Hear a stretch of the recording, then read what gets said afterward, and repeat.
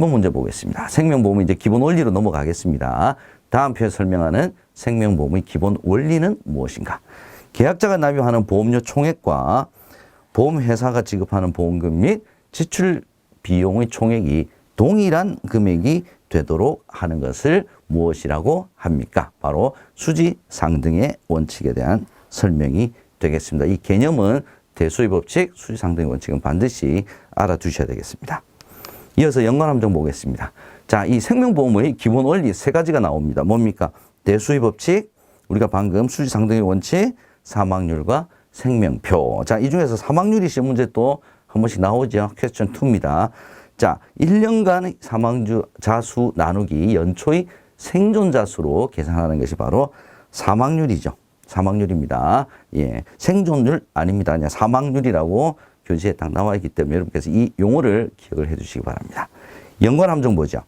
다수의 사람보다는 개인을 대상으로 한 보험사고 발생 확률 측정이 더 쉽다. 여러 사람을 대상으로 이 측정을 해야 발생 확률이 통계에 어느 정도 일정한 그 숫자에 수렴을 하겠죠. 그죠? 예, 개인을 대상으로 하면 발생 확률 측정이 더 어렵습니다. 그래서 이 두 가지가 밖에서 나왔다는 점 함정으로 기억을 해 두셔야 되겠습니다. 8번 문제 보겠습니다. 보험계약 관계자입니다. 예, 계약자, 수익자, 피보험자, 보험회사. 이게 바로 계약 관계자죠. 에 대한 설명으로 적절하지 않은 것 찾아보겠습니다. 1번. 보험계약자는 2인이어도 상관이 없습니다. 1인이어도 상관이 없고요. 피보험자도 역시 1인이든 2인이든 제한이 없습니다. 근데 1인이어야 된다라고 했으니까 얘가 틀린 지문이 되겠습니다. 2번. 타인을 피보험자로 하는 사망보험의 경우 반드시 그 타인의 서명을 받아야 되는데 전자서명까지 받아도 괜찮죠. 예, 전자서명도 인정이 됩니다.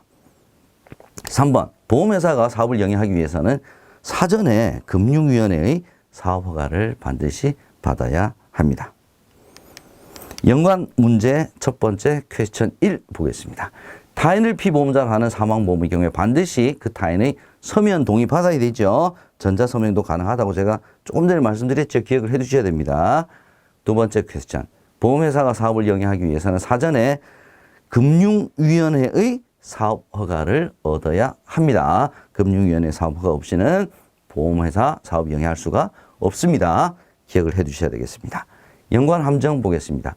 보험계약자 자신이 피보험자가 될 수도 있고요. 그 다음에 피보험자가 아닌 다른 사람을 제3자를 피보험자로 할 수도 있습니다. 근데 반드시 포함이 되어야 된다라고 했으니까 얘가 틀린 함정이 되겠고요. 두 번째, 보험 수익자는 보험사고 발생 시 보험금 지급 책임이 있는 보험계약 관계자는 보험회사죠. 보험 수익자는 보험계약자로부터 보험금을 수령할 수 있는 권한을 위임받은 사람입니다. 세 번째, 보험계약 관계자에는 보험회사의 사업 영위를 위해 사업을 허가를 승인해주는 자, 누굽니까? 금융위원회가 승인해주죠. 금융위원회는 보험계약 관계자에 해당이 되질 않습니다. 9번 문제 보겠습니다. 생명보험 계약 내용입니다. 다음 보험료 납입기간에 대한 설명이 빠르게 연결된 것은 자, 보험료 납입기간이 땡땡과 동일한 경우를 정기납. 자, 정기납은 뭐였죠? 보험료 납입기간과 보험기간이 동일한 경우를 정기납. 그죠? 그 다음에 보험료 납입기간이 보험기간보다 짧은 경우를 단기납이라고 얘기를 합니다. 그래서 전기납, 단기납, 일시납 요 세 가지가 나오죠. 그죠? 이 세 가지를 여러분께서 구별을 해 두셔야 됩니다. 연관 문제 보겠습니다. 보험기간이란 보험계약에 따라 보험회사가 보장을 하는 기간, 계약자 입장에서는 보장을 받는 기간 같은 뜻이죠. 그래서 이 보험기간을 위험기간 내지는 책임기간이라고도 합니다. 보험기간, 위험기간, 책임기간 다 같은 말입니다. 반드시 기억을 해 주시기 바랍니다. 연관함정 첫 번째 보겠습니다. 보험료는 매월 1회 납입하는 것이 원칙이다. 보험료 기본적으로 매월 납입하는 거기 때문에 사람들이 오해할 수 있죠. 그래서 시험 문제 나오는 겁니다. 보험료는 매년 1회 납입하는 것이 원칙입니다. 왜? 사망률은 1년 단위로 측정이 되고 있기 때문에 그렇습니다. 그래서 기본적인 원칙은 매년 1회고요. 매월 1회 내지는 뭐 2개월치를 한꺼번에 내는 6개월치. 그죠? 예. 6개월 납, 2개월 납. 이런 것은 편의를 위해서 하는 것이지 원칙은 매년 1회 납입하는 것이 원칙입니다. 두 번째 함정 보겠습니다. 보험료 납입 기간이 보험기간과 동일한 경우를 전기납이라고 한다. 동일한 경우는 전기납이죠. 예, 또 함정이 나옵니다. 보험기간보다 보험료 납입 기간이 짧은 경우는 일시납이 아니라 단기납이라고 한다라고 우리가 문제에서도 봤죠. 일시납 아닙니다. 일시납은 한꺼번에 다 납입하는 거죠. 세 번째, 일시납 보험료 총액은 한꺼번에 납입을 했기 때문에 매월 한 달에 한 번씩 납입하는 월납으로 납입하는 경우보다 돈을 먼저 냈죠. 그렇기 때문에 보험료 총액이 더 적죠. 왜? 1회분을 제외한 나머지는 보험회사가 가지고 있습니다. 가지고 있으면서 이자가 붙어 나가죠. 그래서 그것까지 다 계산을 하기 때문에 매월납으로 내는 것보다 한 방에 이제 모두 다 납입한 일시납 보험료 총액이 월납으로 납입할 경우 보험료 총액보다 적다가 맞는 내용이 됩니다. 10번 보험료의 산출 보겠습니다. 다음에서 보험료 산출에 대한 설명으로 맞는 것은 자, 삼위원 방식과 현금 흐름 방식을 두 가지를 비교하는 거죠. 맞는 거 찾아보겠습니다.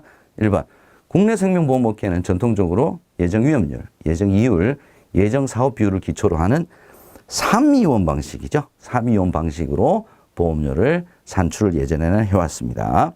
2번 2010년 4월부터 새로운 보험료 산출 방식이 도입이 되었습니다. 이게 현금 흐름 방식이죠. 3위원 방식의 사용은 전면 중단된 게 아니라 3년간 선택적으로 같이 사용이 되었죠. 예, 그래서 2번도 틀린 지문이고요. 3번 현금 흐름 방식은 3위원 방식에 비해 산출 방법이 복잡하고 전산 관련 시스템 관련 비용이 더 많이 드는 단점을 가지고 있으나 보다 정교한 보험료 산출이 가능하죠. 예, 이런 장점이 있습니다. 정답은 3번이 되겠습니다. 이어서 연관 문제 살펴보도록 하겠습니다. 퀘스천 1번입니다. 3위원 방식. 자, 3위원. 예. 세 가지 이원을 기초로 해서 보험료를 산출하는 방식이 3위원 방식이죠. 이 3위원이 뭐냐? 예정 위험률, 예정 이율, 예정 사업 비율. 이게 바로 3위원 방식이죠. 자, 3위원 방식과는 달리 현금 흐름 방식은 여기다가 플러스 뭐 유지율이라든지 판매량 이런 것들을 더 추가적으로 포함을 시켜서 보험료를 산출하는 방식이 되겠습니다. 두 번째 퀘스천 보겠습니다. 현금 흐름 방식은 회사별 최적 가정을 기초로 보험료를 산출하는 방식입니다.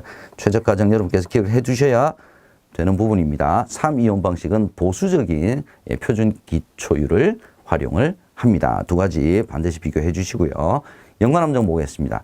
3위원 방식은 회사별 최적 가정을 적용한다. 회사별 최적 가정을 적용하는 방식은 현금 흐름 방식이었죠. 두 번째, 현금 흐름 방식은 보수적인 표준 기초율 가정을 통해 안정적인 이익을 확보할 수 있다. 자, 현금 흐름 방식이 최적 가정, 3위원 방식이 보수적인 표준 기초율, 이 두 가지를 반드시 매칭을 시켜 주셔야 됩니다. 11번 배당 보겠습니다. 다음 보기의 괄호 안에 들어갈 단어가 알맞게 연결된 것은 자, 계약자 배당이 있는 어떤 상품입니까? 연금보험이죠. 연금보험. 직접 몇 개년도입니까? 5개년도. 이게 시험 문제 굉장히 자주 출제가 되는 부분입니다. 반드시 기억을 해 두셔야 되는 내용입니다. 연금보험입니다. 5년입니다. 예, 실적을 근거로 장래의 계약자 배당을 예시할 수 있습니다. 연관 문제 보겠습니다. 퀘스천 첫 번째. 보험 안내자료상 계약자 배당을 예시할 수 있는 보험 상품은 저축성보험, 종신보험 이런 거 아닙니다. 연금보험이죠. 퀘스천 2번입니다. 장래 이익 배당 또는 잉여금 분배에 대한 예상은 보험 안내자료의 기재 금지사항이죠. 그러나 누가 인정을 하는 경우, 금융위원회가 인정을 하는 경우에 예외적으로 예시를 할 수가 있습니다. 그 예외가 뭐냐? 예, 계약자 배당이 있는 연금보험, 직전 5개년도 실적을 근거로 할 수가 있다. 반드시 같이 기억을 해 주시고요. 연관 함정 보겠습니다. 무배당 보험은 보험계약에 대하여 잉여금이 발생할 경우 잉여금의 일정 비율을 계약자에게 배당금으로 지급하는 무배당, 배당하지 않는데 배당금으로 지급하는 보험상품이다 그랬으니까 틀렸죠. 그래서 무배당이 아니라 유배당 보험은 이렇게 돼야지 맞는 내용이 되겠습니다. 두 번째 함정 보겠습니다. 2000년 4월 이전에도 일부 보험회사에서는 배당률을 차등 적용하였다. 자, 2000년 4월에 보험 가격 자유화가 이루어지면서 그때부터 배당률이 회사마다 차등 적용이 되었고요. 그전에는 똑같은 배당률을 적용을 했다라고 해야 맞는 내용이 되겠습니다. 12번 청약 및 청약철회 보겠습니다. 다음에서 청약철회에 대한 설명으로 틀린 것 한번 찾아보겠습니다. 첫 번째, 금융소비자가 체결한 계약 청약철회 안 되죠. 보험기간이 90일 이내인 계약 청약철회 불가 계약이죠. 3번, 건강상태를 진단하는 진단계약 청약철회 불가 계약인데 가능하다라고 했으니까 틀린 지문은 3번이 되겠습니다. 이어서 연관 문제 보겠습니다. 다음에서 청약철회가 가능한 날짜는 청약철회 증권을 받은 날로부터 15일 이내 단 30일을 초과할 수 없다. 이거 반드시 기억하셔야 되겠죠. 자, 청약은 10월 2일 날 했고요. 보험증권 수령일은 8일입니다. 10월 8일. 그럼 15일이니까 23일이네요. 그죠? 예, 23일 이내에 청약철회가 가능합니다. 청약일이 10월 2일이니까 30일을 오버 안 했죠. 증권을 받은 날이. 그렇기 때문에 10월 23일이 되겠습니다. 연관함정 첫 번째 보겠습니다. 보험기간이 60일 이내인 계약은 청약철회가 안 되죠. 90일 이내인 계약은 청약철회 불가능합니다. 두 번째, 전문금융소비자에 금융회사 당연히 포함되죠. 국가, 지방자치단체, 금융회사, 주권상장법인까지가 전문금융소비자에 해당이 됩니다. 근데 제외된다 그랬으니까 두 번째 문제의 함정은 제외된다. 주권상장법인, 주권비상장법인 이렇게 두 문구가 바꿔서 나올 수도 있습니다. 비상장법인은 전문금융소비자에 해당이 안 됩니다. 세 번째, 계약자 또는 피보험자 3인 이상인 경우 보험계약을 단체로 취급할 수 있다. 자, 보험계약을 단체로 취급을 하기 위해서는 계약자 또는 피보험자 몇 명 이상입니까? 5명 이상이죠. 5명 이상인 경우 단체로 취급할 수가 있습니다. 13번 청약의 승낙 거절 효력에 대해서 알아보도록 하겠습니다.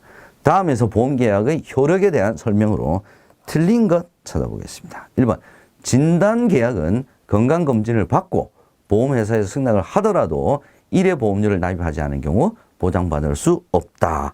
이건 맞는 내용이죠. 자, 진단계약은 건강진단 플러스 1회 보험료 납입이 모두 완료가 돼야 보장이 개시가 되죠. 그래서 제1회 보험료를 납입하지 않았을 경우에는 보장받을 수 없습니다. 2번, 진단계약은 1회 보험료를 납입하고 건강진단을 받았죠. 1회 보험료 건강진단이 모두 완료가 된 것은 건강검진이 뒤에 받았으니까 예, 보험회사의 승낙과 관계없이 건강검진까지 다 받았죠. 납입도 했죠. 당연히 받을 수가 있습니다. 그러니까 2번 맞는 지문이 되겠네요. 3번, 무진단 계약은 1회 보험료를 납입을 하면 1회 보험료 납입일이 보장 개시일이죠. 근데 승낙일부터 보장이 개시된다 그랬으니까 3번이 틀린 지문이 되겠습니다. 연관 문제 보겠습니다. 보험회사는 계약의 청약을 승낙을 하고 땡땡을 받은 때부터 약관이 정하는 바에 따라 보장한다. 자, 기본적인 건 진단계약이든 무진단계약이든 1회 보험료를 일단 무조건 받아야 되죠. 그래서 무진단계약인 경우에는 청약 승낙하고 1회 보험료를 받을 때부터 약관은 이 정한 바에 따라 보장이 개시가 됩니다. 1회 보험료 기억을 해 두시고요. 두 번째 퀘스천 보겠습니다. 진단계약의 보장 개시일은 자, 1회 보험료 납입 플러스 건강진단이 모두 완료가 된, 둘 다 완료가 돼야 되고요. 무진단 계약은 1회 보험료만 납입하면 보장이 개시가 됩니다. 연관 함정 보겠습니다. 무진단 계약은 제1회 보험료를 납입한 날로부터 30일이 경과를 하면 승낙된 것으로 본다. 자, 청약을 했으니까 보험회사 승낙을 해야 되죠. 기준이 뭡니까? 1회 보험료를 납입한 날로부터입니까? 청약일로부터입니까? 청약일로부터 30일이 경과되면 예, 승낙 거절 통지를 하지 않더라도 승낙된 것으로 본다. 이렇게 여러분께서 알아두셔야 됩니다. 두 번째 함정 보겠습니다. 진단계약에서 진단을 받지 않았더라도 진단을 받지 않으면 보장 개시가 안 되죠. 그런데 이 건강과 질병과 관련이 없는 재해로 보험금 지급 사유가 발생한 경우에는 보장을 한다라고 해야 맞죠. 예. 이제 건강진단이라고 하는 것이 이제 질병 유무에 대해서 판단을 하는 것이고 관계가 없는 거죠, 재해는. 그래서 예, 건강진단을 받지 않았더라도 재해로 보험금 지급 사유가 발생했을 때는 보장을 합니다. 14번 무효 보겠습니다. 다음 중 보험계약이 무효인 경우에 해당하는 것은 자, 보험계약 무효 사유 교재 나온 거 한번 떠올려 보십시오. 1번 만 17세인 미성년자의 사망을 보험금 지급 사유로 한 게 만 17세가 아니라 만 15세죠. 예. 얘는 무효가 아닙니다. 두 번째, 보험계약의 청약 철회 기간이 지난 다음 청약을 철회한 경우. 일단 말이 좀 이상해요. 청약 철회 기간이 지났으면 아예 청약 자체가 철회 자체가 안 되죠. 그죠? 청약 철회와 무효는 전혀 관련이 없습니다. 3번, 타인의 사망보험에서 계약 체결 이후에 피보험자의 서면 동의를 받은 경우. 자, 타인의 사망보험에서 계약 체결 이전에 체결까지 피보험자의 서면 동의를 받아야 되는데 체결이 되고 난 이후에 받았죠. 그죠? 자, 이랬을 때는 타인의 사망보험에서 계약 체결 이전까지 피보험자의 서면 동의를 받지 못했기 때문에 얘가 무효 사유에 해당이 되겠습니다. 그러니까 피보험자의 서면 동의를 못 받은 거죠. 그죠? 예, 그렇기 때문에 3번이 무효가 되겠습니다. 연관 문제 보겠습니다. 공통적으로 괄호 안에 들어갈 단어는 무엇인가? 땡땡을 피보험자로 하여 사망을 보험금 지급 사유로 한 계약은 무효이다. 자, 심신박약자, 심신상실자, 만 15세 미만자. 딱 떠오르네요. 셋 중에 하나네요. 그죠? 자, 두 번째 질문 보겠습니다. 땡땡이 계약을 체결하거나 소속 단체의 규약에 따라 단체 보험의 피보험자가 될 때 의사 능력이 있는 경우에는 무효가 아니다. 유효하다. 자, 뭡니까? 심신박약자죠. 예, 15세 미만자, 심신상실자, 심신박약자 중에 심신박약자에 해당되는 내용입니다. 자, 이 부분 시험 문제 자주 출제가 되었습니다. 자, 무효에 해당되는 교재 내용 떠올려 보시고 여러분께서 계속 공부를 해주시면 도움이 될 것 같습니다. 연관 함정 보겠습니다. 타인의 사망을 보험금 지급 사유로 하는 보험계약에서 계약을 체결할 때까지 피보험자의 서면에 의한 동의를 자, 전자서명도 유효하다고 했죠. 그죠? 그렇기 때문에 전자서명으로 받은 경우에는 무효가 아니라 유효입니다. 두 번째, 파산자를 보험계약자로 한 계약의 경우 무효 사유에 해당하지 않죠. 파산자는 해당이 없습니다. 무효와 상관이 없죠. 15번, 보험약관의 교부 설명 의무 보겠습니다. 자, 다음에서 보험약관의 교부 및 설명 의무에 대한 설명으로 틀린 것은 약관 교부 설명 의무 자필 서명 요구 3대 기본 지킴이와 관련된 내용이죠.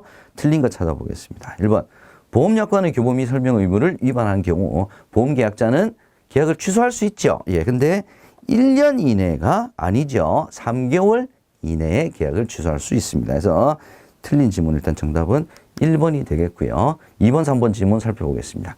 보험계약자에게 설명해야 할 약관의 중요한 내용은 보험 종류에 따라 다르죠. 거래상 일반적이고 공통된 내용, 설명 의무 대상에서 제외가 된다. 얘도 맞는 내용이 되겠습니다. 이어서 연관 문제 첫 번째 보겠습니다. 보험계약 청약 시 회사가 계약자에게 약관의 중요한 내용을 설명하지 아니하여 계약이 취소된 경우 회사의 잘못이죠. 회사는 보험료를 받은 기간에 대하여 보험계약 대출 이율을 연 단위 복리로 계산한 금액을 기납입 보험료에 더해서 지급을 해야 합니다. 이거는 보험계약 대출 이율이 제일 높죠. 제일 높다라는 것은 이것은 명백한 3대 기본 지킴이를 이행하지 않은 보험회사의 잘못이다. 잘못이 크면 클수록 더 높은 페널티를 부여를 하겠죠. 그렇게 기억을 해 주시기 바랍니다. 연관 함정 보겠습니다. 보험회사가 체결하는 계약의 세부 내용은 보험 증권에서 정하고 있다. 자, 얼핏 보면 맞는 것 같아요. 보험회사가 체결하는 계약의 세부 내용은 증권에서 정하고 있는 것이 아니라 증권에서는 그냥 설명만 해주는 거죠. 세부 내용은 어디서 정하고 있습니까? 약관에서 정하고 있죠. 약관에서 정하고 있습니다. 16번 보겠습니다. 사망의 추정, 인정 제도 및 장애 등의 정의에 대한 내용입니다. 자, 이 부분이 2023년도에 문제 자주 나왔습니다. 자, 이제 사망보험금을 지급하는 사유에 해당이 되려 그러면 사망한 것으로 인정이 돼야 되겠죠. 그죠? 그래서, 여러분들 이제 교재를 떠올려 보시게 되면, 일반 실종, 특별 실종, 인정 사망, 이 세 가지 다 사망으로 본다라는 거죠. 사망으로 보니까 사망보험금 지급 사유에 해당이 되는 거죠. 그래서 이 세 가지를 여러분께서 구별을 잘 해주셔야 될 것 같습니다. 자, 화재, 수재, 수해, 이런 거는 인정사망이라고 우리 이야기를 합니다. 자, 인정사망. 인정사망 시는 사망 시 관공서가 통보하여 사망한 것으로 인정하는 경우입니다. 맞는 내용이 되겠죠. 자, 그래서 이 세 가지를 이제 기간, 5년이냐, 1년이냐, 아니면 법원이 통보하느냐, 관공서가 통보하느냐. 자, 여기서 다 시험 문제가 바꿔서 나오는 거니까 여러분께서 기억을 좀 해두시기 바라고요. 2번 지문 보면서 설명드릴게요. 부재자의 생사가 1년간 분명하지 아니한 경우 법원이 실종 선고를 한다. 자, 법원이 실종 선고한다. 1년간 부재자의 생사, 일반 실종이죠, 그죠? 1년이 아니라 얘가 5년이죠. 5년간 분명하지 아니한 경우 법원이 실종 선고를 한 경우를 우리가 일반 실종이라고 얘기를 합니다. 그래서 일단 틀린 지문이 2번이 되겠고요. 선박 침몰 특별실종 1년간 생사가 분명하지 아니한 경우 법원이 실종 선고를 한 경우에 해당이 됩니다. 그래서 틀린 지문 정답은 2번이 되겠습니다. 연관 문제 보겠습니다. 자, 땡땡이란 상해 또는 질병에 대하여 치유된 후 신체에 남아있는 영구적인 정신 또는 육체의 훼손 상태 및 기능 상실 상태를 말하는 것이 장애죠. 장애의 개념과 질병의 개념 두 가지가 유사하게 섞여서 나올 수가 있으니까 여러분께서 기억을 해 주시기 바랍니다. 두 번째 퀘스천입니다. 한시적 장애죠. 한시적 장애는 무조건 기억을 해 주셔야 됩니다. 5년 20%. 자, 얘는 한 번씩 이렇게 보기 문제로 5, 20을 물어보는 문제가 나올 수가 있으니까 기억을 해 두시기 바라고요. 연관 함정 보겠습니다. 일반 실종은 부재자의 생사가 5년간 분명하지 아니한 때, 여기까지 맞아요. 관공서가 실종 선고를 한 것이 아니라 법원이 실종 선고를 하고 사망한 것으로 인정하는 제도가 되겠습니다. 함정은 관공서, 이게 바로 함정이 되겠네요. 17번 보험금 지급기일 및 청구 시 구비 서류 보겠습니다. 다음 중 괄호 안에 숫자가 바르게 짝지어진 것은 보험금 청구와 관련된 구비 서류 접수 시 서류 접수일로부터 처음에 우리 뭘 기억해야 됩니까? 3 곱하기 10은 30. 요걸 우리가 기억을 해둬야 되겠죠. 그죠? 청구 서류가 구비가 돼서 서류 접수를 하게 되면 3영업일 이내. 보험금 지급 사유 조사 확인 필요 시 서류 접수일로부터 10영업일 이내. 더 이상 지체될 것 같으면 30일. 이렇게 되겠죠. 정답은 30 되겠습니다. 연관 문제 보겠습니다. 부당한 보험금 지급 등을 예방하기 위해 약관에서는 보험금 지급 전에 보험회사의 조사권을 정하고 있습니다. 그래서 계약자가 여기에 협조를 하도록 하고 있습니다. 그래서 이렇게 조사를 하게 되면 보험금 지급에 대한 기간이 늘어날 수가 있겠죠. 미뤄질 수 있겠죠. 그래서 가지급제도, 보험금 가지급제도를 함께 운영을 하고 있다까지 기억을 떠올려 주시기 바랍니다. 연관 함정 보겠습니다. 자, 수사기관의 조사가 필요를 할 경우에는 보험금 지급기일을 적용하지 않는다라고 해야 되겠죠. 두 번째, 분쟁 조정이 필요한 경우에도 보험금 지급기일을 적용하지 않는다. 보험금 지급기일을 적용하지 않는 경우를 여러분께서 기억을 해 주셔야 될 것 같습니다. 표, 박스 아래쪽 부분에 나오죠. 그죠? 그 교재를 떠올려 주시기 바랍니다. 사망진단서는 국내 병원뿐만 아니라 국외 병원에서 발급된 경우도 인정이 됩니다. 근데 인정되지 않는다 그랬으니까 얘가 함정이 되겠습니다. 18번 보험금을 지급하지 않는 사유. 자, 보험금을 지급하지 않는 사유 몇 가지 있었죠. 그죠? 그게 바로 보험회사의 면책 사유. 면책 사유가 지급하지 않는 경우죠. 틀린 것 한번 찾아보겠습니다. 1번 계약자가 고의로 피보험자를 해친 경우 회사는 보험금을 지급하지 않겠죠. 그죠? 수익자가 고의로 피보험자를 해친 경우 지급하지 않습니다. 2번 회사의 보장 개시일로부터 2년 이내에 피보험자가 자살한 경우 회사는 면책이 된다가 바로 보험금을 지급하지 않는다. 이 내용이죠. 그죠? 2년이 지난 이후에 자살한 경우에는 보험금을 지급을 합니다. 3번 보험 수익자 중 1인이 고의로 피보험자를 해친 경우. 이 경우는 어떤 경우냐면 보험 수익자가 여러 명일 경우죠. 그죠? 그러면 그 여러 명 중에 한 사람이 고의로 피보험자를 해친 경우에 나머지 보험 수익자는 아무런 잘못이 없죠. 자, 이 사람에게는 보험금을 지급하죠. 근데 지급하지 않는다. 받을 수 없다 그랬으니까 3번이 틀린 지문이 되겠습니다. 이어서 연관 문제 보겠습니다. 계약의 보장 개시일로부터 땡땡이 지난 후에 자살 아니면 딱 떠올라야 되는 게 몇 년입니까? 2년이죠. 2년. 2년이 지난 후에 자살한 경우에는 보험금을 지급을 합니다. 보험회사가 면책 받을 수가 없죠. 연관 함정 보겠습니다. 피보험자가 심신상실 등으로 자유로운 의사결정할 수 없는 상태에서 자신을 해친 경우 보험금을 지급을 합니다. 자, 이 경우는 보험회사의 면책 사유에 해당되지 않죠. 예, 심신상실 등으로 자유로운 의사결정을 할 수 없는 상태는 의도했다. 보험금을 받기 위해서 의도적으로 자신을 해쳤다. 이렇게 우리가 보질 않는다. 그래서 보험금을 지급을 해야 된다. 이렇게 연결이 됩니다. 19번 보겠습니다. 계약 전 알릴 의무. 고지 의무죠. 계약 전 알릴 의무는 누구가 가지는 의무냐? 보험계약자와 피보험자가 회사에 사실대로 성실하게 알려야 될 의무죠. 맞는 것 찾아보겠습니다. 1번. 회사가 계약 당시에 계약 전 알릴 의무 위반 사실을 알고 있었다. 그런 경우에 그 위반 사실을 계약을 해지할 수 없죠. 이미 알고 있었는데 그럼 그때 문제를 제기를 해야 되겠죠. 그죠? 예, 그런데 그 사실을 알고 있었음에도 나중에 그 위반 사실로 계약을 해지를 할 수 있지는 않습니다. 두 번째, 계약 전 알릴 의무 위반을 이유로 계약을 해지했을 때는 해지를 했으면 해약 환급금을 지급해야지 기납입 보험료를 지급하는 것은 아니죠.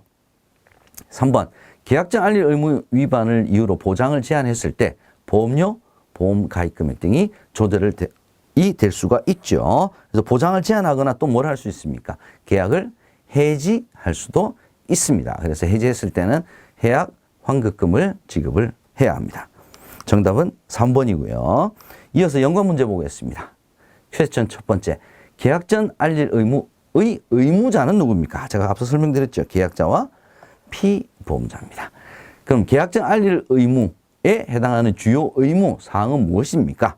피보험자의 현재, 과거의 질병 관련된 거요. 그다음에 플러스 운전 여부 등이 계약 전 알려야 될 주요 사항에 해당이 됩니다. 그래서 보통 일반적으로 보험회사가 서류상으로 이게 쓰게 만드는 그런 경우는 중요 사항이라고 본다. 이렇게 되어 있습니다. 그래서 청약서의 질문표에 명시가 되어 있다라는 점까지 여러분께서 함께 공부를 해 두시기 바랍니다. 연관 함정 보겠습니다. 자, 보험 수익자의 주소가 변경이 되었습니다. 보험 수익자의 주소가 변경이 되었으면 통지 의무네요. 그죠? 수익자의 주소가 변경되었으면 즉시 보험회사에 알려야지 보험 계약자에게 알려야 되는 것은 아니죠. 예, 두 번째 함정 보겠습니다. 계약 전 알릴 의무 위반으로 계약을 해지한 경우 계약자에게 기납입 보험료가 아니라 뭐였죠? 해약 환급금을 지급을 합니다. 20번 보험료 납입 최고 독촉 보겠습니다. 연체로 납입이 이제 보험료 납입을 하지 않았을 경우에 납입을 해달라고 이제 독촉하는 것을 우리가 납입 최고라고 얘기를 합니다. 거기에 대한 설명으로 틀린 것 찾아보겠습니다. 1번 보험기간이 1년 미만인 경우에는 7일 이상, 그럼 1년 이상인 경우에는 14일 이상의 납입 최고 기간을 둬야 합니다. 맞는 내용이죠. 2번 계약자와 보험수익자가 다른 경우에는 계약자와 보험수익자에게 모두 이 납입 최고 독촉에 대한 안내를 해야 합니다. 3번 납입 최고 기간 내에 연체 보험료를 납입하지 않았습니다. 그러면 해지가 됩니다. 언제 해지가 되느냐? 납입 최고 기간이 끝나는 날에 계약이 해지가 되는 것이 아니라 납입 최고가 끝나는 날의 다음 날, 그 다음 날에 계약이 해지가 된다. 자, 이 지문이 틀린 지문으로 굉장히 많이 출제가 되는 부분입니다. 기억을 해 두셔야 되겠습니다. 이어서 연관 문제 보겠습니다. 자, 보험기간이 1년 미만일 경우에 며칠 이상 납입 최고 기간? 7일이죠. 우리가 방금 지문에서도 봤죠. 함정 보겠습니다. 납입 최고는 보험 계약자와 수익자가 다른 경우에는 계약자와 수익자 모두에게 통보를 해야지 계약자에게만 통보를 하면 된다. 얘가 틀린 지문이 되겠습니다. 두 번째, 납입 최고를 전자문서로 안내하는 경우 계약자의 수신 여부와 관계없이 안내 후 일정 기간이 지나면 송신한 것으로 본다. 자, 납입 최고는 이게 해지가 될 수도 있는 사항이죠. 그래서 계약자가 반드시 수신을 해야 효력이 발생을 합니다. 그래서 수신이 만약에 안 됐다 그러면 납입 최고의 그 프로세스를 다시 처음부터 다시 밟아야 된다. 그래서 일정 기간이 지나면 수신을 했든 안 했든 송신한 것으로 본다. 얘는 틀린 지문이 되겠습니다. 세 번째, 전자문서로 안내하고자 할 경우에는 계약자의 동의가 반드시 있어야 됩니다. 우리가 마음대로 계약자 동의 없이 전자문서를 송신할 수는 없습니다. 계약자의 사전 동의를 받고 전자문서로 안내를 할 수가 있습니다. 21번 통지 의무 보겠습니다. 계약 후 알릴 의무. 자, 통지 의무는 두 가지가 있죠. 보험금 지급 사유 발생에 대한 통지, 주소 변경에 대한 통지, 이 두 가지죠. 자, 이 통지 의무에서 가장 시험 문제 많이 나오는 것은 보험금 지급 사유 발생에 대한 통지는 계약자, 피보험자, 수익자 모두에게 있습니다. 주소 변경은 계약자와 수익자에게만 있다. 이 두 가지를 반드시 기억을 해 두시고요. 틀린 내용 살펴보겠습니다. 1번. 계약자 또는 피보험자나 보험 수익자는 보험금 지급 사유가 발생하였을 때 지체 없이 보험회사에 알려야 된다. 계약자, 피보험자, 수익자 다 해당이 됐네요. 맞는 내용이 되겠습니다. 2번. 피보험자는 주소 또는 연락처가 변경된 경우 즉시 보험회사에 알려야 한다. 피보험자는 주소, 연락처 변경에 대한 통지 의무가 해당이 없죠. 예, 주소, 연락처 변경된 경우 의무자는, 통지 의무자는 누구였습니까? 계약자와 수익자죠. 일단 틀린 정답은 2번이 되겠습니다. 3번. 보험회사가 보험계약자 또는 보험수익자가 회사에 알린 최종의 주소로 등기우편 등 우편물에 대한 기록이 남는 방법으로 알린 사항은 일반적으로 도달하는 데 필요한 시일이 지난 때 도달한 것으로 본다. 얘는 맞는 내용이 되겠습니다. 연관 문제 보겠습니다. 계약자 또는 피보험자나 보험수익자는 약관에서 정한 보험금 지급 사유 발생했을 때 지체 없이 보험회사에 알려야 합니다. 보험금 지급 사유는 생명보험 같은 경우에는 실은 보험금 지급 사유가 발생이 보험회사 입장으로서는 알 수가 없죠. 그죠? 통지를 해야 알 수가 있습니다. 그래서 통지를 받아야 보험금 산정에 영향을 미치기 때문에 지체 없이 보험회사에 계약자, 피보험자, 수익자로금 하여금 통지를 하도록 그 의무를 부과하고 있습니다. 연관 함정 보겠습니다. 보험금 지급 사유 발생 통지 의무는 보험 수익자에게만 있는 것이 아니라 계약자, 피보험자에게도 있습니다. 통지 의무를 위반한 경우 보험회사의 보험금 지급 의무가 면제가 된다. 통지 의무를 위반했다고 해서 보험회사의 지급 의무가 면제가 되는 것은 아니죠. 얘가 틀린 내용이 되겠습니다. 22번 부활 보겠습니다. 효력 회복이죠. 다음 중 괄호 안에 들어갈 숫자의 합은 부활 이러면 일단 3년이죠. 3년. 예, 납입 연체로 해지가 된 계약. 그 다음에 해약 환급금을 받지 않은 경우 이 두 가지가 다 이루어졌을 때 부활을 할 수가 있습니다. 보험계약자는 계약이 해지된 날로부터 나오네요. 3년 이내에 나옵니다. 회사가 정한 절차에 따라 계약의 부활을 청약할 수 있으며, 자, 부당한 계약자는 성환계약이죠. 기존 보험계약이 소멸한 날로부터 몇 개월 이내에 할 수가 있습니까? 6개월 이내에 소멸계약의 부활을 청구하고 새로운 보험계약을 취소할 수 있습니다. 자, 질문은 숫자의 합이네요. 그럼 3 플러스 6, 예, 9가 정답이 되겠습니다. 첫 번째 퀘스천 연관 문제 보겠습니다. 계약 부활 시 신계약 절차와 동일하게 이루어지는 이유는 바로 역선택 방지 때문에 그렇습니다. 해지가 되고 난 다음에 이제 암 진단을 받았다. 자, 이걸 밝히지 않은 거죠. 숨기고 다시 나 그러면은 이제 부활을 할게. 뭐 이제 이런 경우가 발생할 수 있는 거죠. 그래서 신계약 절차와 모든 절차는 동일하게 부활해서 적용이 되고 있습니다. 퀘스천 2번 보겠습니다. 계약자 명의를 보험수익자로 변경하여 특별 부활. 뭐 이게 국세 납부 체납이라든지 아니면 이게 뭐 차압이 들어왔다든지 뭐 그런 경우 있을 수 있죠. 그죠? 자, 그랬을 때 해지가 되었을 때 부활을 요청하는 것이 특별 부활입니다. 자, 이 특별 부활은 계약이 해지된 날로부터 며칠 이내 보험 수익자에게 통보를 해야 하느냐. 자, 수익자에게 통보를 합니다. 설명을 좀 드리면 계약자 명의로 되어 있던 계약에 대한 부분에서 보험회사가 이게 뭐 납세 체납이나 이런 이유로 해서 이제 돈을 일단 지급을 한 거죠. 지급을 했기 때문에 수익자가 계약자 명의를 수익자로 바꿔서 나 그럼 계약을 좀 살릴래? 그게 바로 특별부활입니다. 그러면 이렇게 특별부활을 할 수 있다는 것을 수익자에게 통보를 해야 됩니다. 왜? 계약자 명의를 수익자 명의로 바꿔서 부활을 해야 되기 때문에 그렇습니다. 수익자에게 통보해야 된다는 점 기억을 하시고요. 며칠 이내? 7일 이내에 통보를 하게 되면 수익자는 통보를 받은 날로부터 15일 이내에 특별부활을 청약을 할 수 있습니다. 연관함정 보겠습니다. 납입 연체로 계약이 해지되었으나 보험계약 대출 등에 의해 해약 환급금이 차감되고 자, 잔액을 수령한 경우 잔액을 수령했다는 것은 그래도 해약 환급금을 조금이라도 받았다는 거죠. 해약 환급금을 받았으면 부활을 청약할 수가 없습니다.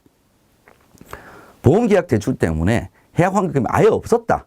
그러면은 계약의 부활을 청약할 수 있습니다. 안 받았잖아요. 조금이라도. 그러나 잔액을 수령한 경우는 받은 경우이기 때문에 청약을 할 수가 없습니다. 두 번째, 법인 보험 대리점에서 행한 부당한 보험계약의 전환은 부활 제도가 적용이 된다라고 해야 맞는 내용이 되겠습니다. 23번 계약 내용 변경 한번 살펴보도록 하겠습니다. 다음 중 계약 내용 변경에 대한 설명으로 옳은 거 맞는 거 찾는 거네요. 1번 보험 수익자를 변경하고자 할 경우에는 보험회사의 승낙이 필요하지 않죠. 필요하지 않다 그랬으니까 일단 1번이 맞는 지문이 되겠습니다. 2번 보험 계약자를 변경하고자 할 경우 당연히 보험회사의 승낙이 필요하죠. 하지 않다 그랬으니까 틀렸고요. 보험 종목 변경 가능하죠. 보험회사의 승낙을 받으면 1년 이상 지난 유효한 계약에 의해서는 보험 종목 변경할 수가 있습니다. 정답은 1번이 되겠습니다. 연관함정 보겠습니다. 자, 보험 수익자 변경 시 보험회사의 승낙이 필요하지 않지만, 네, 여기 맞네요. 보험금 지급 사유가 발생하기 전에 보험회사가 서면으로 동의를 해야 되는 것이 아니라 피보험자가 서면으로 동의를 해야 된다라고 해야 맞죠. 두 번째, 보험 종목의 변경은 새로운 보험 계약 체결에 해당하므로 변경이 불가능하다. 보험 종목 변경도 가능하죠. 세 번째, 피보험자를 변경하려면 보험회사의 승낙을 얻어야 한다. 자, 계약 내용 변경 다 가능하지만 피보험자 자체는 변경이 안 되는 항목이죠. 예, 그래서 보험회사의 승낙과는 관계없이 피보험자는 변경이 불가능합니다. 네 번째, 보험계약자는 보험회사에서 정한 사유에 해당하는 경우 임의 해지를 할 수 있다. 자, 임의 해지 할 수 있죠. 그러나 임의 해지는 계약자 자의에 의해서 언제든지 보험계약이 살아있는 한은 정해진 사유와는 상관없이 언제든지 임의 해지를 할 수 있습니다. 24번 소멸시효 보겠습니다. 소멸시효는 아주 명쾌합니다. 나머지는 다 3년인데 하나만 2년이죠. 예, 보험료 청구권만 2년, 나머지는 다 3년입니다. 그것만 기억하시고 살펴보죠. 다음의 보기의 괄호 안에 들어갈 내용으로 적합하지 않는 것. 자, 땡땡은 3년간 예, 행사하지 않으면 소멸시효가 완성이 된다. 보험금 청구권, 보험료 반환 청구권 다 3년이죠. 자, 수익자 변경권이라고 하는 것은 소멸시효가 있는 것이 아니죠. 그래서 전혀 엉뚱한 내용이니까 3번이 예, 오답 예, 정답이 되겠습니다. 연관 문제 보겠습니다. 보험료 청구권은 소멸시효가 예, 보험료 청구권만 제가 2년이라 그랬고요. 나머지는 다 3년 이렇게 보시면 되겠습니다. 연관 함정.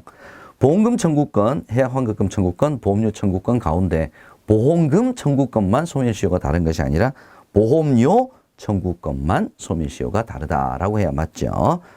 두 번째 보겠습니다. 보험금 청구권, 보험료 청구권, 배당금 청구권은 3년간 행사하지 않으면 소멸시효가 완성이 된다. 자, 이처럼 이 보험료 청구권만 2년, 예, 요거 가지고 계속 시험 문제 출제된다는 점 기억을 해 두시기 바랍니다. 25번 보겠습니다. 손해배상 책임이네요. 다음 보기의 괄호 안에 해당되지 않는 것은 자, 보험회사가 손해배상 책임을 가집니다. 자, 누구의 책임이 있는 사유냐? 자, 직접적인 관련이 있는 보험 설계사, 임직원, 대리점, 네, 전속의 경우에 다 해당이 되죠. 책임 있는 사유로. 다만 보험중개사는 특정 보험회사에 소속된 게 아니죠. 그래서 보험중개사의 책임 있는 사유로 피해가 발생을 하더라도 보험회사는 손해배상 책임을 지지 않습니다. 보험중개사 해당이 없죠. 연관 문제 첫 번째 퀘스천 보겠습니다. 보험회사는 계약과 관련하여 자, 요거 나오네요. 임직원, 설계사, 대리점, 중개사안에 해당이 되지 않는다라는 점 다시 한번 기억해 두시고요. 연관 함정 보겠습니다. 보험금 지급 의무 및 지급 금액에 관하여 현저하게 공정을 잃은 합의로 보험 수익자에게 손해를 가한 경우 당연히 보험회사는 손해배상 책임을 져야 되죠. 그죠? 지지 않는다 그랬으니까 얘가 함정이 되겠습니다. 26번 보험 나이의 계산 살펴보도록 하겠습니다. 자, 보험 나이 최근에 가장 시험 문제에 많이 출제됐던 부분 중에 하나입니다. 자, 틀린 내용 한번 살펴보겠습니다. 1번 피보험자의 나이는 보험 나이를 기준으로 한다. 보험 나이 계산하는 거 만으로 기준한다. 6개월 이상, 6개월 이하, 플러스 1, 마이너스 1 기억나시죠? 여러분께서 그걸 기억해 두시기 바랍니다.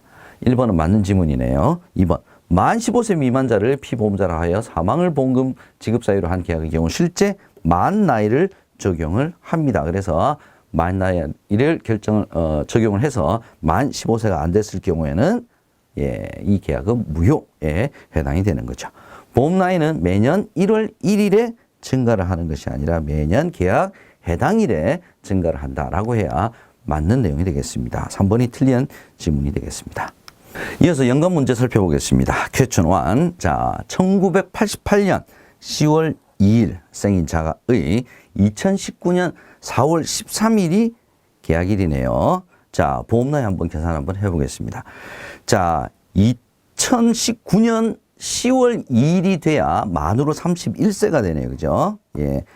그런데 지금 4월 13일이죠. 그죠? 그럼 6개월 이상 남았느냐, 6개월이 미만으로 남았느냐를 계산을 해보면, 자, 이제 4월 2일이 지났죠. 그죠? 4월 13일이기 때문에 10에서부터 한번 빼보죠. 9, 8, 7, 6, 5, 4. 그러니까 4월 2일이 지나면, 2019년 4월 2일이 지나면, 일단 6개월은 지났죠. 6개월 미만이 남았기 때문에 플러스 1을 해줘야 맞습니다. 그죠? 그래서 2019년 10월 2일이 돼야 만 31세지만 6개월 미만이 남았기 때문에 플러스 1을 해서 보험 나이는 31살이 되겠습니다. 연관 함정 보겠습니다. 출생일로부터 계약일 현재까지 개월수가 14년 8개월입니다. 그럼 보험 나이는 일단 15세네요. 김생명 씨의 보험 나이는 15세이므로 김생명 씨의 사망을 보험금 지급 사유로 하는 계약은 유효하다.